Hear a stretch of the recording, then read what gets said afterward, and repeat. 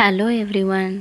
இன்றைக்கி நம்ம என்ன பார்க்க போகிறோம் அப்படின்னா 23 மார்ச் 2026 ஆரம்பித்து 2 ஏப்ரலில் முடிஞ்ச மாடல் எக்ஸாம் உடைய பேப்பர்ஸை தான் நம்ம இப்போ பார்க்க போகிறோம். ஃபஸ்ட்டு நம்ம என்னென்ன பார்க்கலாம் அப்படின்னா, இது எல்லா கொஷின்ஸுமே எந்தெந்த யூனிட்லேருந்து வந்திருக்கு அப்படின்றத பார்க்கலாம். ஃபஸ்ட் நம்ம 2 மார்க்கில் பார்க்கும்போது ஃபஸ்ட்டு 3 கொஷின் ஃபஸ்ட்டு யூனிட்லேருந்து வந்திருக்கு. நெக்ஸ்ட்டு 4, 5 வந்து செகண்ட் யூனிட்லேருந்து வந்திருக்கு. நெக்ஸ்ட்டு 6, 7, 8 வந்து 3 தேர்ட் யூனிட்லேருந்து வந்திருக்கு. 9th + 10th வந்து 4th யூனிட்லேருந்து வந்திருக்கு.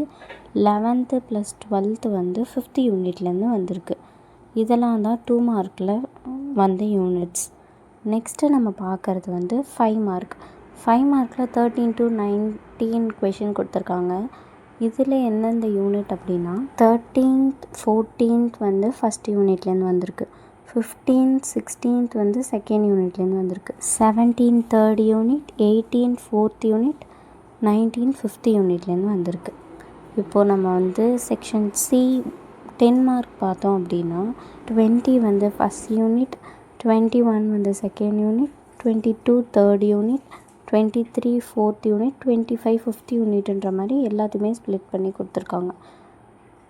இதில் இந்த பிஆர்எஃப் அதாவது பிஸ்னஸ் ரெகுலேட்டரி ஃப்ரேம்வொர்க் சப்ஜெக்டில் நம்ம முக்கியமாக பார்க்க வேண்டிய சில கொஷின்ஸ் ரிப்பீட்டடாக கேட்குறது அண்ட் ரிப்பீட்டடாக இதுக்கு மூலியமாக வந்து கேட்குற கொஷின்ஸ்லாம் என்ன அப்படின்னா கான்ட்ராக்ட் பற்றி நம்மளுக்கு வந்து நிறைய கேட்பாங்க. நெக்ஸ்ட்டு ஒன் வந்து என்னென்னா சேல் ஆஃப் கூட்ஸ். நான் பார்த்த வரைக்கும், எனக்கு நடத்தின வரைக்கும் இதெல்லாம் தான் ரிப்பீட்டடாக வந்து படிக்கணும் அப்படின்ற மாதிரி சொல்லியிருந்தாங்க. நெக்ஸ்ட்டு ஒன் வந்து செக்ஷன்ஸ், என்னென்ன செக்ஷன்ஸ் வருதோ அதெல்லாம் நம்ம முக்கியமாக படிச்சுக்க வேண்டியது. அப்கமிங் வீடியோஸில் இன்னும் 2 கொஷின் பேப்பர் பார்க்கலாம்.